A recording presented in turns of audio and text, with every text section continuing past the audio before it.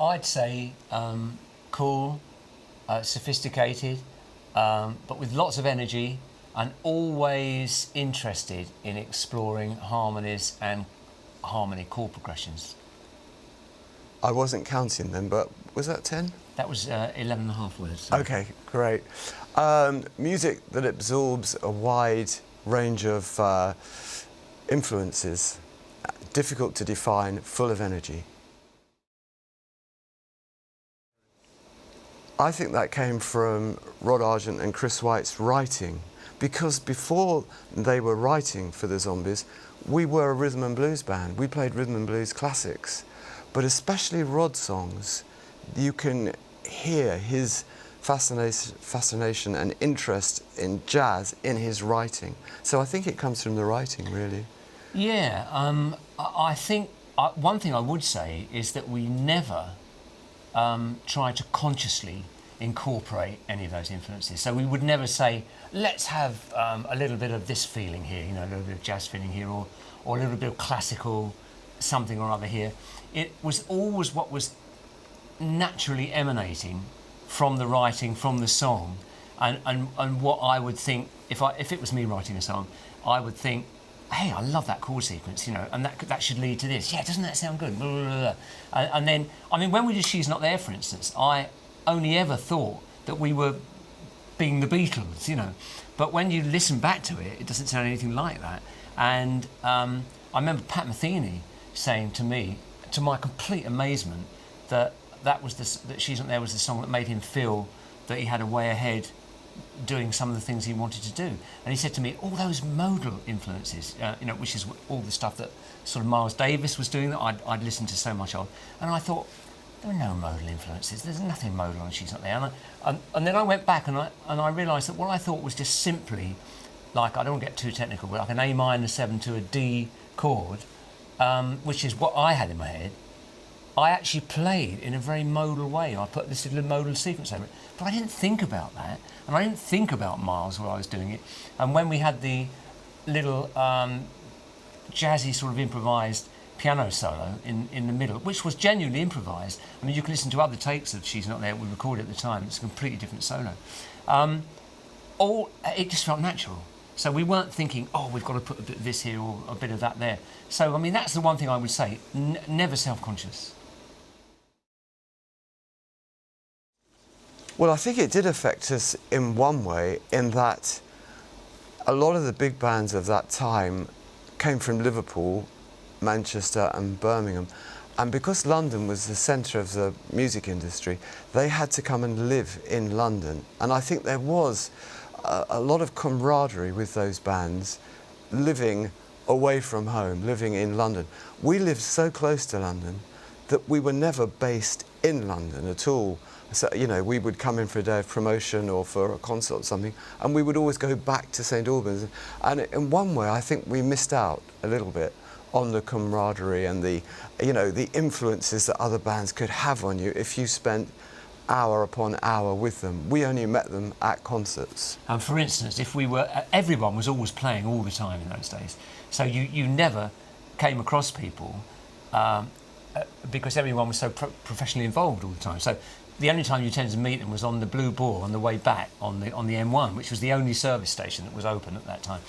But for instance, when some of these aforesaid, you know, Liverpool, Manchester, Birmingham bands, because they had digs in London, or they were staying in London, they often would get back from late gigs and want to wind down, and they'd go down to the Bag of Nails or the Cromwellian or somewhere, and they'd hang out there, you know, for an hour between 2 or 3 in the morning or something like that. And because we were in St Albans, we would just go back to St Albans and stay there. And that was close enough to London to almost be a London base, where you had to be, you know, professionally to take advantage of all the sort of things that were going on from a commercial point of view. But we didn't live there, as Colin really said. So we missed some of that late night hanging out. And we used to do it occasionally, didn't we? We went to the Cromwellian sometimes and saw 1 or 2 people. It was a tour. The show was in 2 halves. So in the first half, we featured our touring band, and we played a lot of tracks from our brand new album, Still Got That Hunger. And in the second half of the show, we featured the remaining original Zombies, so that would be Chris White, Hugh Grundy and ourselves, our touring band, and Darian Sahanaja, who's a wonderful keyboard player. So there were sort of 10 or 12 players on stage so that we could replicate absolutely everything that was on Odyssey and Oracle. And we got a sensational response in America. To both halves of the show? Well, yes, to both halves, yeah. I was thinking in particular of Odyssey and Oracle because it does have an iconic status in America. And I can remember playing in New York, and there was a standing ovation after the first track, after Care of Cell 44. They were all on their feet, and we had to stop. And I thought, yeah, this is going to be a long evening if they're going to start. And they did, actually. They stopped the show after each track. It could not have gone better. It was a wonderful, wonderful tour. On that particular show, the New York, which was an early show, we were knocked out because we had a fantastic review from someone that I have always respected a lot, David Frick from Rolling Stone, very well-known journalist. And not only did he give us an absolutely stunning review for both halves of the show, but he obviously had listened to our new album quite intensely and knew everything about the material and how we represented it on stage. It was such a knowledgeable review, you know, so understanding of the material as well as everything else. But the reviews were stunning, and it wasn't just in New York. I mean, in LA, in San Francisco, Seattle, we got absolutely extraordinary reviews, and also the reviews for the new album, which really is the thing that excites me. I mean, it's great to get good reviews for Odyssey and Oracle, but for me, that was 40 years ago, and that's the past for me. I mean, what excites me is the energy that you get from writing and recording new material. I mean, that to me is what's real. And the Odyssey thing, I mean, I still love doing the Odyssey stuff, it's great. But, you know, the real reality of what we're doing, and the vital ingredient in what we're doing is the stuff that we're working on now, because that's what we are now, and that's what gives us life and energy, I think. Still Got That Hunger is actually a line in Chasing the Past, a song called Chasing the Past, which ironically is about not chasing the past. It's about, you know, look forward, really. And it's got many dimensions to it, that song, really. It's got some personal experience in there that I was writing about, but I also think that the things in there are universal enough for people to bring their own feelings to and to let it reflect on their own lives. I think, you know, songs do that. They enable you to correlate your own experiences with whatever's being said, if that thing is honest in the first place. And when we were trying to think of a title for the album, I was just going through the lyrics of the songs, really, and I thought Still Got That Hunger is true in so many ways. And we have. That's why we're doing it. We're doing it because when we play on stage, the years absolutely fall away. It feels exactly like it did when we were 18 years old. The response that we get from the audience, which always has a young component, as well as people obviously of our age that have followed us all the way through, is incredibly energising and revitalising. And it feels like a real privilege to be at this point and be able to experience that. And, you know, we're really lucky to be able to still feel that we've got a path ahead and to experience these feelings in the same way. I mean, we have to look after ourselves in many other ways. You know, when the show finishes, the evening doesn't start like it used to in the old days. But, you know, from a playing point of view, we still actually have got that hunger. We really have. That's why we're doing it. When we first went on the road, particularly in America, we had to capitalise the first 3 tours ourselves. We didn't make a penny. We had to capitalise. But we were doing it because it felt like a real buzz just to be doing it. Well, if I can say that how we got back together again, we remember it in a different way. So I'll tell you how I remember it. But Rod and I have been in contact the whole time. The original Zombies finished in 1967, but by about 1970, Rod was co-producing my first and my second solo album. He contributed songs to my third album, and he sang harmonies on my next 3 albums. So we've been in contact all the way through, one way or another, and sometimes I would be playing in charity concerts for Rod. And so we remained friends the whole time. In 1999, I was touring as a solo artist, and I had a wonderful keyboard player in the band, but he had an Achilles heel, and that was that if anybody asked him to play in a wedding or a coffee bar or anything, and they said, and we want you to play some of your songs, he couldn't resist it. And so I'd have him booked for a tour, and the slightest thing came up where he could play his songs, and he would disappear. And I found I didn't have a keyboard player. And this had been going on for some time, and I played a particularly disastrous concert in London where I had a brand new keyboard player, a new drummer and a new guitarist. Only the bass player knew the set, and me. And my heart rate when we came off stage, I thought I was going to die because no one knew the set.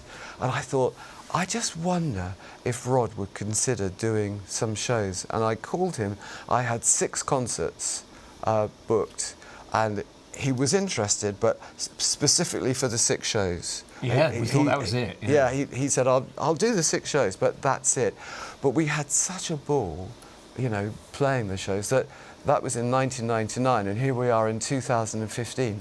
And we kept going, and we've recorded, I think, 4 studio albums, 2 or 3 live albums, a couple of DVDs. You know, we've toured extensively all over the world in those 16 years. It's been fantastic. Very, very exciting, and the more so because it's so unexpected. We neither of us expected to be playing live at this time in our careers, and we didn't really expect to be playing with one another in this sort of context. Absolutely. I mean, I think that's all absolutely 100% true. I mean, I will say I think certainly as far as I was concerned, the catalyst was when I did a charity show for John Dankworth at the Stables, who I used to be a pretty good friend with before he passed away. And on that show, Colin was in the audience, and he got up and sang She's Not There in Time this season. And with all the background that Colin had in his mind, he called me after that because that felt as if, honestly, as if we'd been playing a few weeks before rather than 30 years or whatever it was at the time. It really did. It felt, it's like the old cliche of riding a bike, you know. I mean, we just fell into the same feeling and the same relationship, and it felt really nice. It was years before we actually started to embrace the Zombies canon, and I was very against that at the beginning because I thought that's not real, that's not honest, you know, this is just doing something for the sake of it. But actually, within the space of us playing together on stage, we started to say, do you remember that old song? You know, we never did that on stage, did we? What, you mean this one? You know, and let's why don't we try that? Do you know, that sounds really good. And we started to really discover and investigate the Zombies catalogue, and suddenly it started to feel real, and we started to take on some of the feelings and standards that we had quite naturally because it was the 2 of us together, me writing songs, Colin singing them, and it started to feel as if it started to get a momentum and a natural development of its own. This new album, I really feel, has some real connections with. I mean, we were not trying to make it like an old album at all, but we were trying to record it like an old album in the way of us all playing together with the band in one room at the same time, with Colin singing, doing everything as live as possible, which is the way we used to record in the old days. And so some of those old standards and focal points have become the same quite naturally. And because it's a natural development, it feels honest to me. And that's why I honestly feel that the new stuff is really working beautifully, because it feels so natural. Moving On was a song which actually had its genesis in 1977 when Elvis died.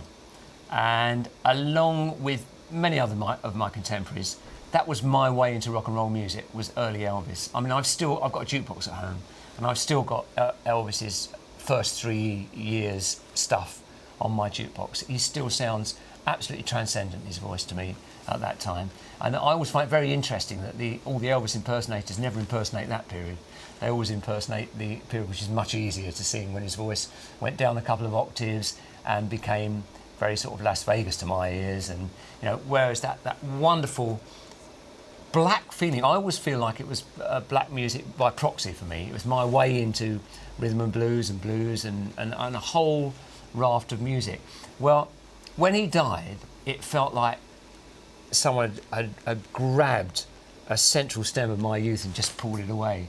And I couldn't believe it. And I immediately wrote a couplet, which was, I'm moving on like a ship sailing windblown. And then the second line, August moon, won't you tell me where I'm, can you tell me where I'm bound? And that, I forgot it then, but it was always in the back of my mind. And when we started writing this album, that couplet came back to me. And I thought, I'm going to develop that musically and lyrically. And the whole song is new. It came from those opening 2 lines, and it's no longer about Elvis anymore. It's about being able to move on after a trauma, but maybe not letting that trauma define your life. You have to move on with your life and trying to gather strength from what's happened, but moving on, basically. That's what that song's about. But I loved the way it turned out. It was the first song that we did, and it was the first song we ever did live on stage. And I just love the way was it the first song we recorded? Might well have been. Yeah, it could have been, yeah. And I love the way it turned out on the record. With this album, we worked with an outside producer for the first time in many, many years. We were lucky to work with Chris Potter, who is a wonderful producer. He's made many fine recordings with The Verve, the Rolling Stones and many other big artists.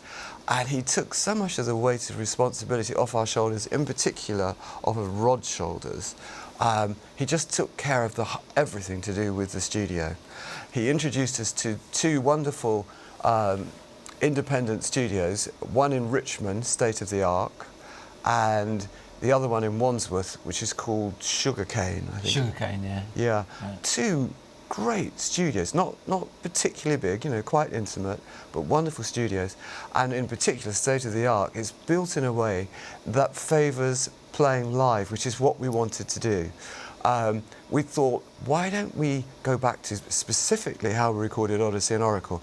We had a very small recording budget, so we had to rehearse extensively and just get into the studio and record quickly. Now, with Chris Potter in the producer's chair, taking care of all the recording side of things, we meanwhile rehearsed extensively. All we were looking for was a performance. We didn't have to worry about anything else. Capturing that moment. That's it. We just got into the studio and we weren't worried about getting sounds. Just from the first minute we got in there, Chris Potter had got electrifying sounds straight away. And it was just a really good fun process. We played live together so that we were influenced by what everyone else was playing. Every little nuance that anyone else played affected everyone else. And I certainly would like to keep recording like that so that we're all in the same room at the same time and working off of one another. Originally, they asked me to just sing guide vocals, but I got so into what was happening, we kept those vocals, and those vocals are the recorded vocals that you hear on the record. There was no concept of writing about time. It was a collection of songs, really. But I guess in some way or other, even if you're writing about a made-up story, what is in a song is autobiographical to some degree. It has to be, really, because it's always a reflection of a bit of your personal experience, or a mood, or something you're capturing in your mind or thinking about. And I don't know, you're right, there is quite a bit about time on there. There are a couple of things which are definite recollection of certain things and certain times, and thought about the past or thought about time moving on. New York is an obvious one because New York is a thumbnail sketch of when we first started to play when we first stepped into America, and we played the Murray the K Christmas show, and we stepped into that theatre for the first show at 8 o'clock in the morning on Christmas Day 1964, and we had 10 days experience there, playing with people like Patti LaBelle, people like Benny King and the Drifters, Dionne Warwick, the Shirelles.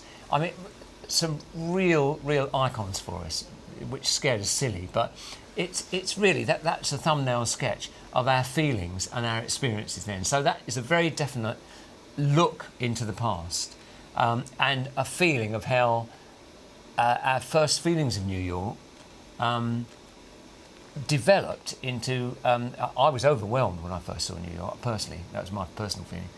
But I really came to love it because I came to love the honesty and the energy of it, which is what I say in the song as well.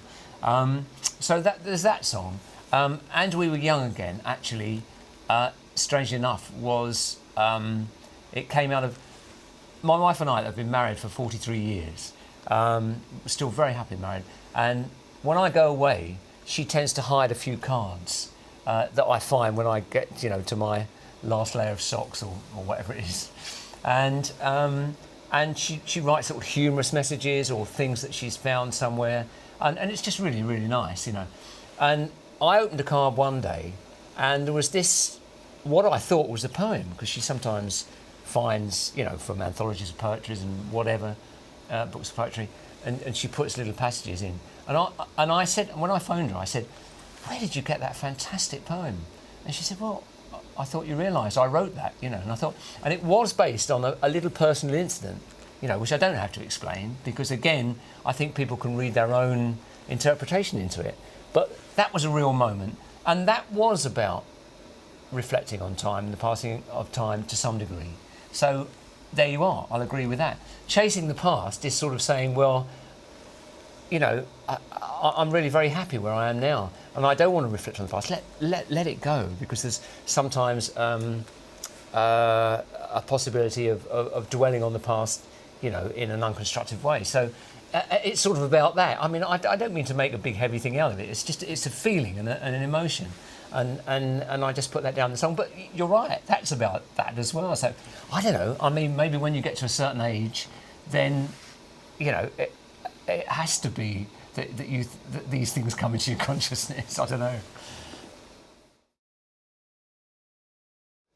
Well, Terry Quirk's a very old friend of Rod and mine, and the original band. In fact, Rod shared a flat with him at one point. And Chris White. Chris White in the 60s. Yeah. And he was the artist responsible for the artwork on Odyssey and Oracle, which has become an iconic cover. I mean, firstly, it's a beautiful cover, but famously there's a spelling mistake on the cover, which I think enhances the whole thing. And we thought it would be a great idea to revisit Terry Quirk's work. He's a wonderful artist and a great character as well. And he came up with this idea. He's very interested in graffiti, and there is a graffiti theme to the artwork of the CD. I think it works extremely well, and I'm really pleased that we brought him into the project, and it was great re-meeting him again. As I say, he's a wonderful character, and I really enjoyed working with him again. Well, maybe tomorrow really is just a song about a couple that has a quarrel, basically. And I'm sure we've all been through situations where quarrels come out of nowhere and you think, where has this come from? And how did it get so vitriolic, during a day? It's just risen from nowhere. And you get very frustrated, and towards the end of the whole process you think, oh God, I just wish it wasn't today. I wish this was yesterday. We could just go back, and forget what's happened. And that was the song, really. Just about something like that, just a mythical episode, in some couple's life. And then at the end of it, I thought as just an affectionate nod in the direction of the Beatles, who I still think were, the most wonderfully creative and fantastic group. in every way. I thought if Colin sings at the end, and just like the Beatles used to say, "I believe in yesterday," I thought that would be a nice little amusing, ironic thing just to have at the end of the song. And I thought no more about it. And then just about a week before the album went to manufacture, we got a phone call from Sony, who looked after the Beatles, who look after the Beatles stuff, saying, "We have a blanket policy never to allow anything like this. You know, Colin singing at the end, a phrase from yesterday, and it's quite obvious it's a phrase from yesterday, you know, I believe in yesterday. So you can't do it. Sorry, you're going to have to take the track off the album." We thought, what? You know, what are we going to do? Shit, that's going to be absolutely, it's going to stop the whole process of manufacture. And we're at that time of year where, as you know very well, if you miss your point, they might give you another date 2 months in the future. So we thought, what are we going to do? And the first idea we had was to say, well, okay, maybe if we have Colin singing, just like the Beatles used to say, and then just play the last few chords of yesterday, but not sing anything, then people would put that whole thing in themselves. So, that was almost nicer. You know, I thought, well, that'll work if we have to. But we couldn't do that because the guy who had the files, Chris Potter, was quite willing to do it, but he was coming back from a holiday abroad, and he'd be back 1 day too late to do it, and we would have still have missed the manufacturing deadline. So we said, I don't know what we're going to do. We're going to have to take it off the album. It's a nightmare.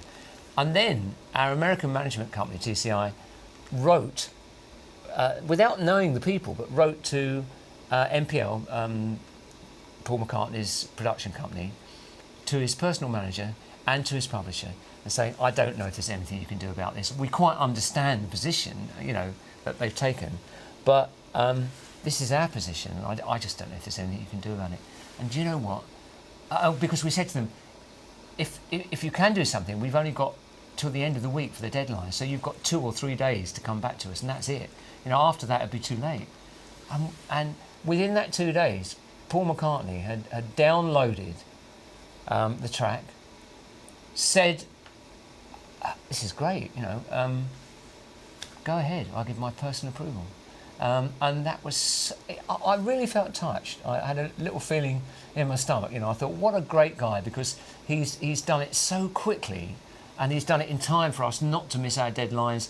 He's understood the thing. He's taken the trouble with everything else that's going on in his life to do this. And I thought that was, you know, just the most generous thing for him to do. So I was really touched with that.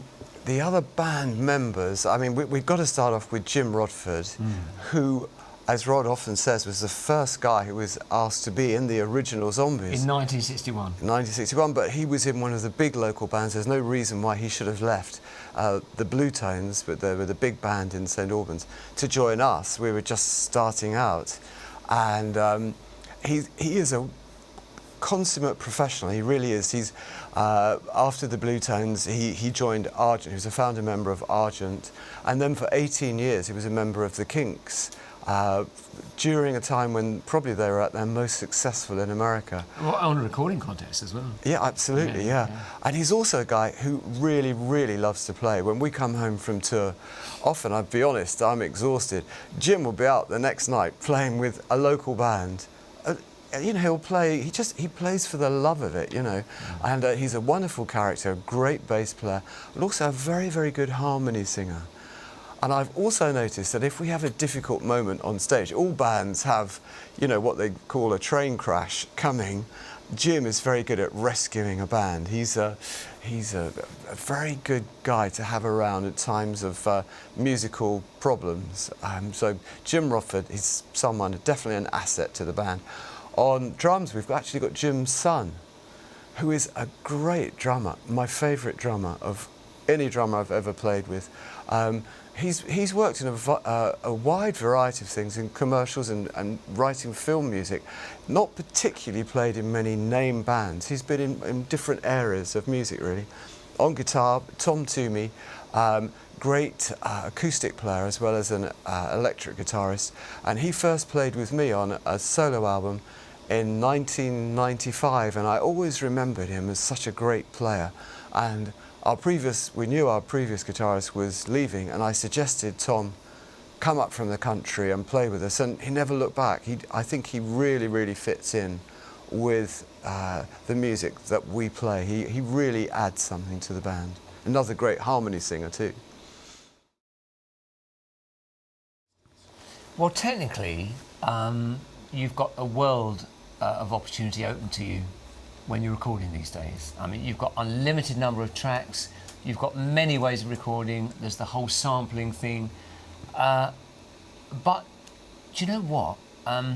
I've produced quite a few records in my time. I've had some success with them. I did the first Tanita Tikaram album, for instance, which was enormously successful. In my little studio in the house that I was at the time, recorded and mixed there. But many of the techniques that are commonly used in recording these days are layering techniques, where you will start with an instrument and then focus, your whole energy on maybe the bass, and then the piano, or you maybe put the drum track down first, or whichever way around you do it. And you can make a good record that way, of course.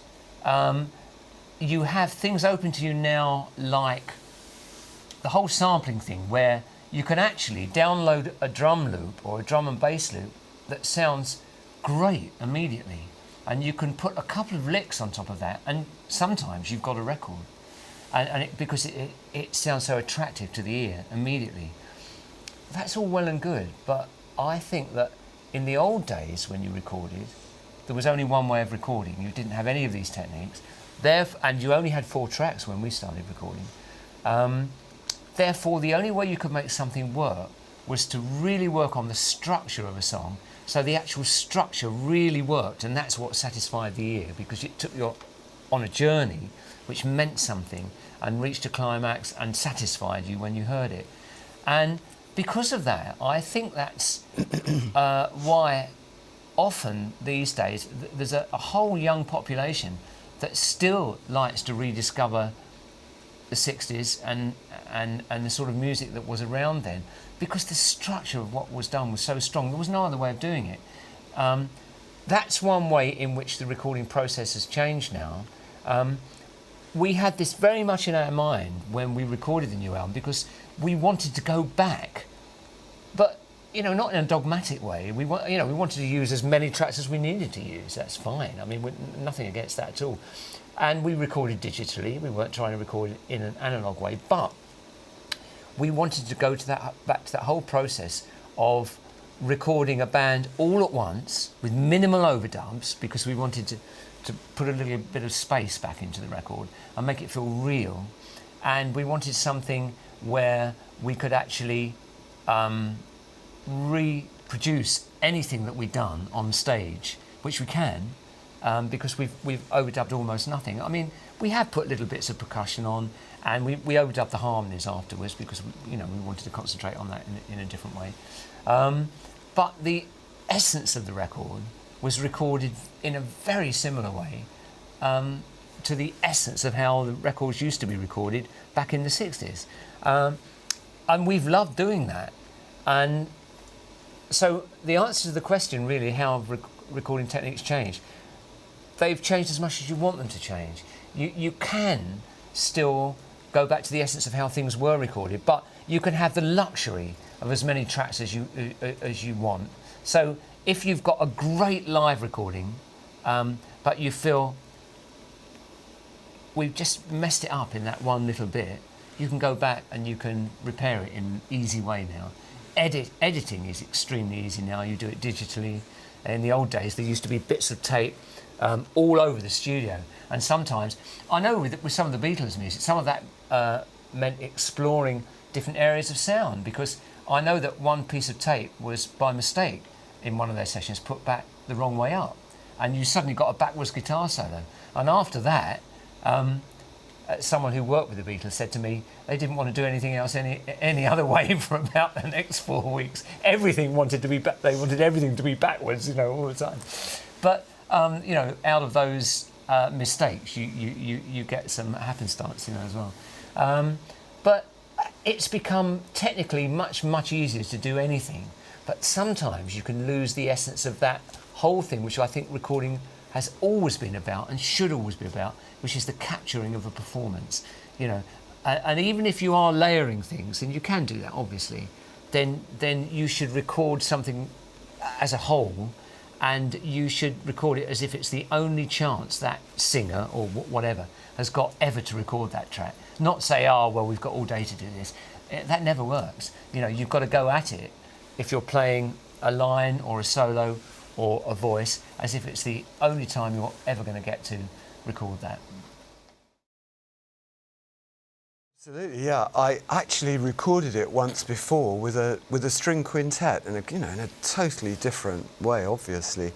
But Rod liked the song, and the idea of the song actually came to me when I, just thinking about when musicians come home from a long tour, and it's quite difficult to adjust to home life, and it's difficult for your partner to adjust to you being at home as well.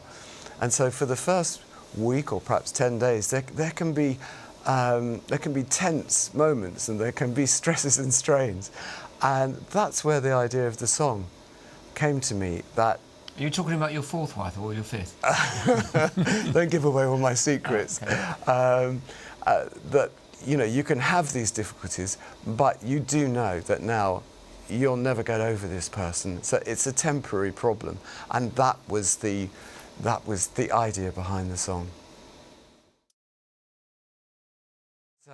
We heard a Tom Petty cover of this song, I Want You Back Again, and we thought it sounded great. It was on a live album. We thought it sounded fantastic, and we asked ourselves the question, well, why aren't we doing it? It's a really good song. Oh, we never played it live. I don't think we did, no. So, it mildly amuses me that we're doing a cover of a Tom Petty version of them doing a cover of us. So it gets a bit complicated, but mostly I think we were influenced by the Tom Petty version, but mostly we've kind of reworked our own original version of this song.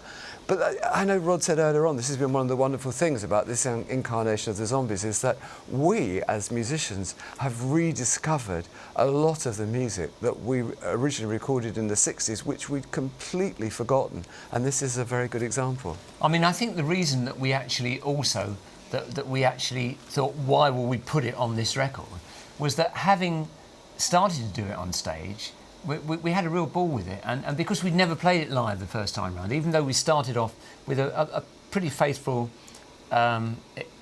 example of the character of the original Zombies record, we took it a couple of steps further, just by playing it night after night, and we thought it would be great just for posterity to get this down, because and it also gave me a chance. I treated myself to a wonderful concert grand Steinway piano about 4 or 5 years ago, which is the love of my life, I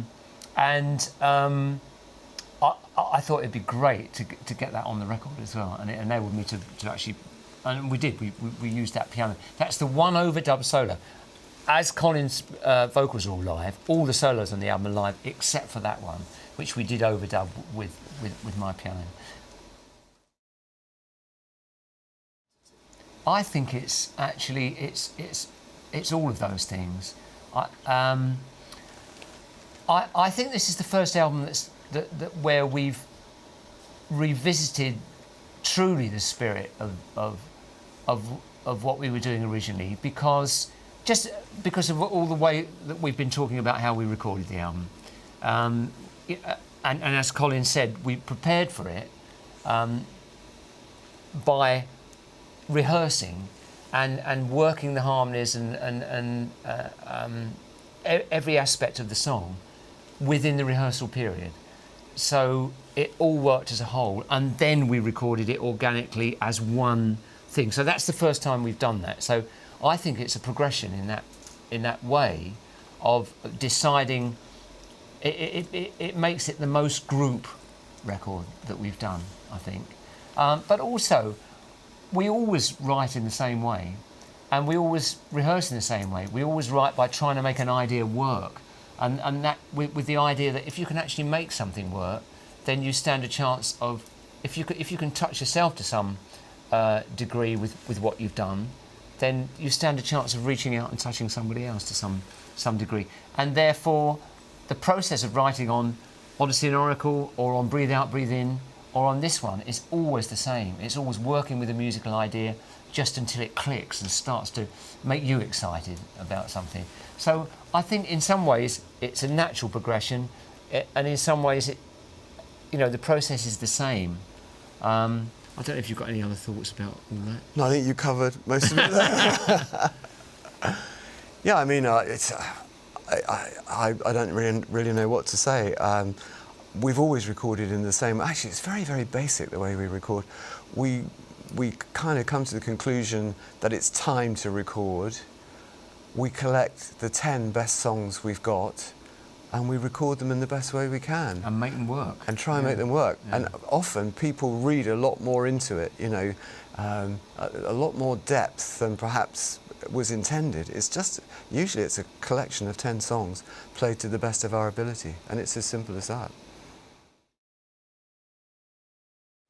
Well, personally, I'd like us to play on as we are, hopefully growing. Getting better. You never stop learning. A lot of people, they're probably getting their late 20s and they think they've arrived. And they never keep trying to improve. I'd like us to keep trying to improve, keep trying to learn more about our craft. And I'd like us to play live and record for as long as we possibly can. We realise we're coming into an area of our lives where we probably can't take extensive touring for granted. But while we can, and everybody is fit and strong in the band at the moment, while we can, I hope that we can just play on with the intensity that we are at the moment, both in performance and the intensity of our concert programme through the year. So I hope just more of the same, really. Yeah, here. No, I agree with that.